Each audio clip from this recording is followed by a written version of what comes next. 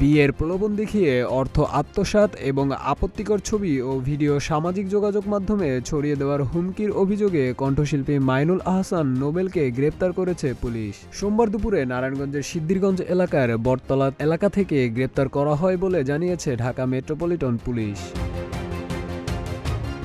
ডেমরা থানার পরিদর্শক মুরাদ হোসেন জানান, রাজধানীর সিএমএম আদালতের দায়ের করা একটি মামলায় জারি হওয়া গ্রেপ্তারি পরোয়ানার ভিত্তিতে তাকে আটক করা হয়েছে। বর্তমানে তিনি থানা হাজতে রয়েছেন এবং মঙ্গলবার আদালতে সোপর্দ করা হবে।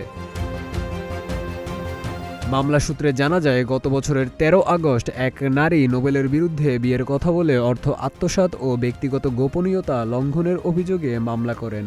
আদালতের নির্দেশে পিবিআই তদন্ত শেষে প্রতিবেদন দাখিল করলে চলতি বছরের ২ ফেব্রুয়ারি নোবেলসহ ৪ জনের বিরুদ্ধে গ্রেপ্তারি পরোয়ানা জারি করা হয়। অন্য আসামিরা হলেন তার স্ত্রী ইসরাত জাহান প্রিয়া, মা নাজমা হোসেন ও সহকারী মুনেম শাহ সৌমিক।